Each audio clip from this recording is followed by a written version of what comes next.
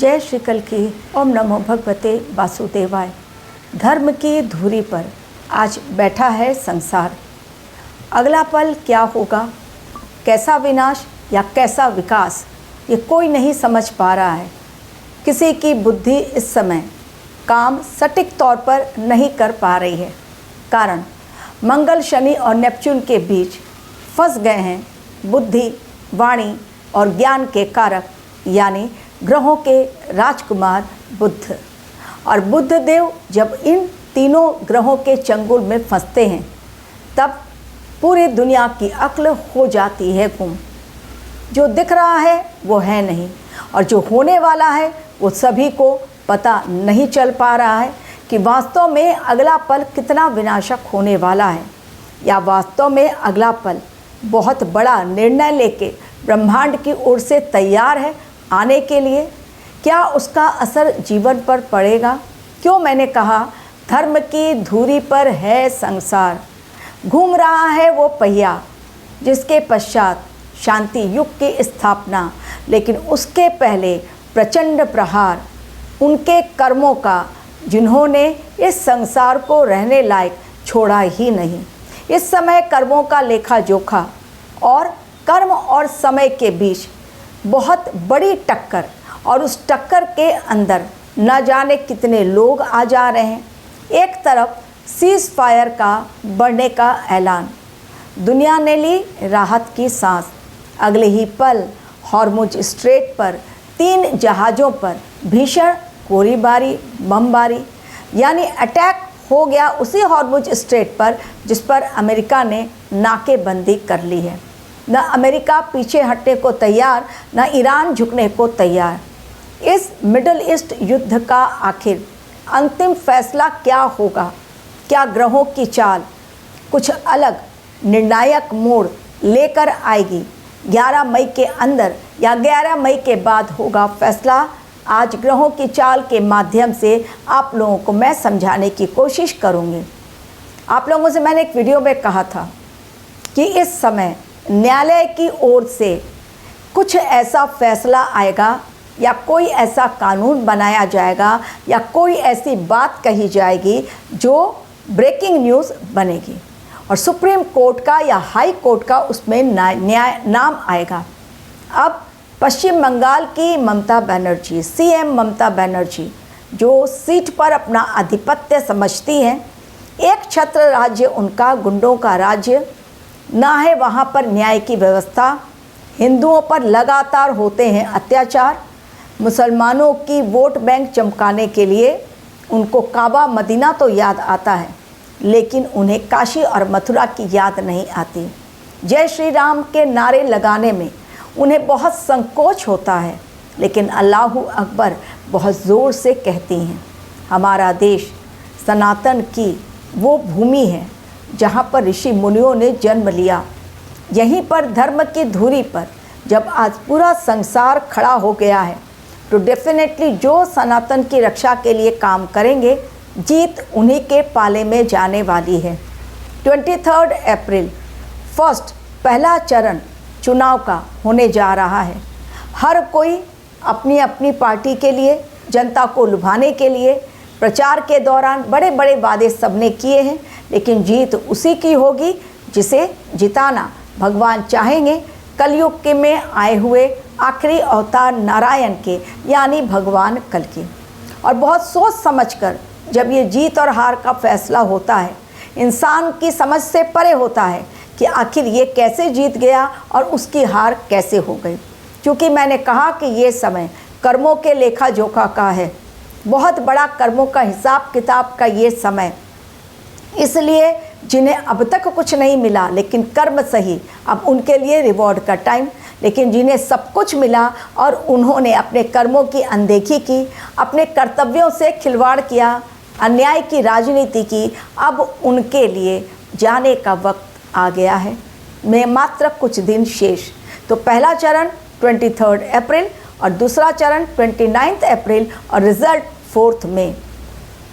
जैसे ही supreme court ने ये कह दिया कि ममता बनर्जी लोकतंत्र के लिए खतरा है, लोकतंत्र में वो खतरा उत्पन्न कर रही हैं, बाधा उत्पन्न करती हैं। आईपैक की जब रेड उसकी जांच चल रही थी, उसमें उन्होंने दखल अंदाजी न सिर्फ की बल्कि छीना झपटी करके पेपर्स भी ले लिए। तो सख्त टिप्पणी वही सुप्रीम कोर्ट जिस पर ममता बनर्जी बहुत ज़्यादा अभिमान दिखाती हैं, उन पर विश्वास है। आज उसी सुप्रीम कोर्ट ने बहुत स्ट्रिक्ट शब्दों में ममता बनर्जी से कहा कि उनकी दखल अंदाजी यानी लोकतंत्र को वो खतरे में डाल रही हैं।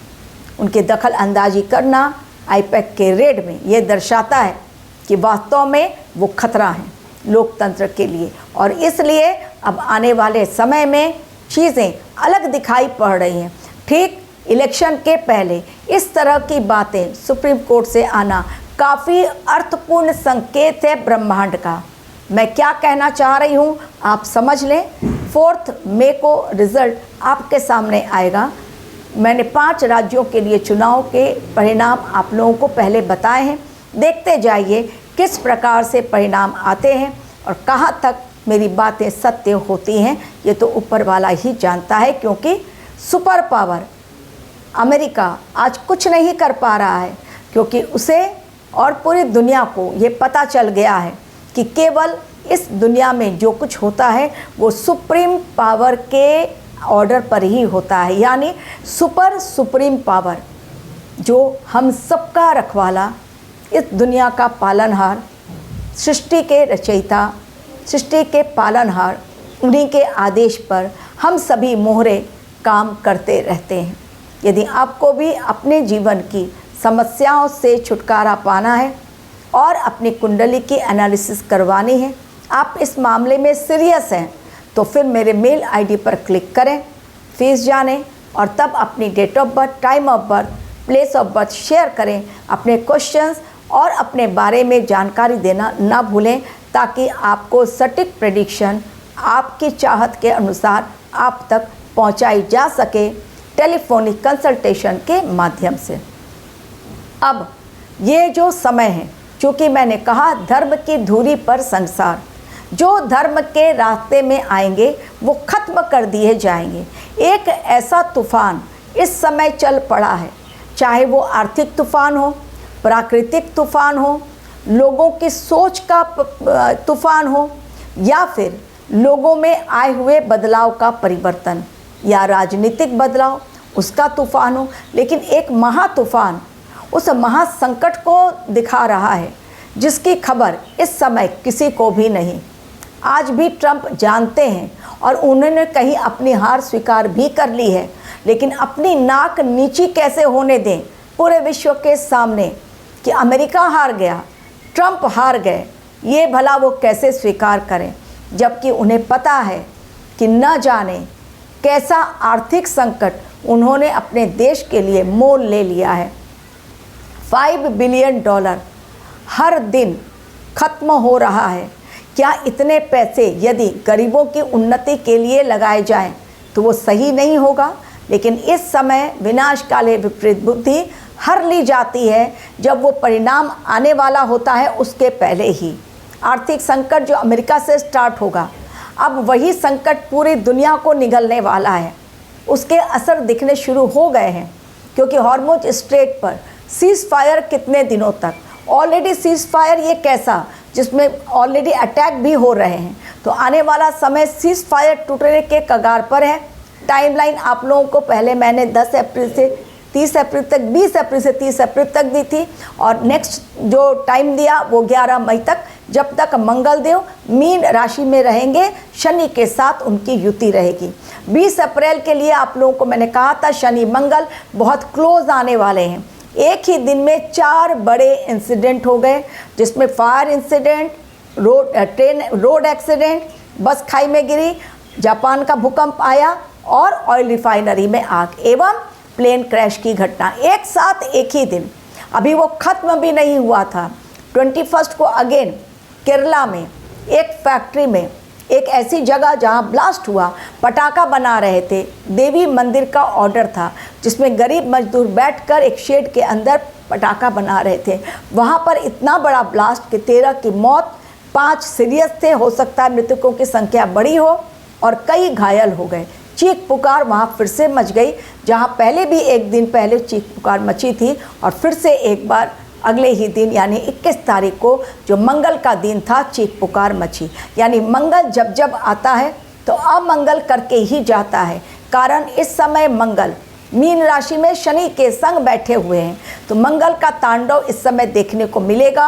हवा और अग्नि का जब प्रकोप एक साथ देखने को मिलता है तब इसी प्रकार ब्लास्ट होते हैं। राहु देव कुंभ राशि में है और मंगल देव मीन राशि में। डेफिनेटली दोनों का असर इस समय दिखाई पड़ रहा है। आने वाले समय में सीज फायर कभी भी टूट सकता है। जो टाइमलाइन मैंने दी है, कोशिश की जा रही है अमेरिका के द्वारा कि सीज फायर खत्म हो, पूर्ण रूप से शांति हो, लेकिन ईरान अपनी शर्तों पर अड़ा।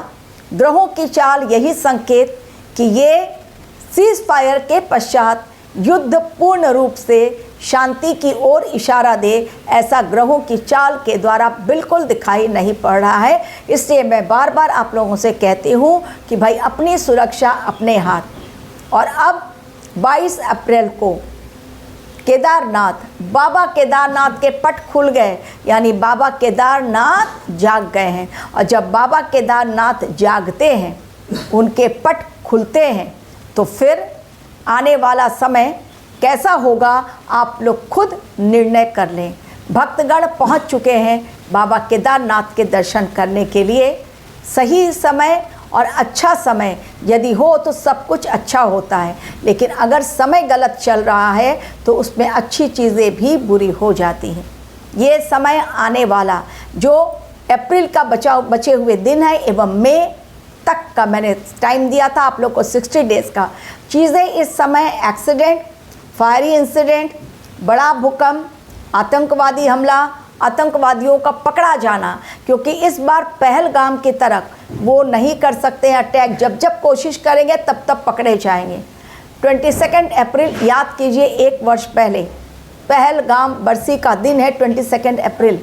वो पहलगाम का आतंक जो अब तक उन परिवारों ने नहीं भूला जिनके घरों में मौतें हुई, ना देश भूला हमारा। बहुत सख्त संदेश पहलगाम बरसी पर दिया गया है हमारी सेना के द्वारा। और आने वाले समय में ये सख्त संदेश आतंकवादियों के लिए भी हैं जो अब षड्यंत्र रच रहे हैं हमारे देश में बड़ा हमला करने की। Thank you very much for watching my video.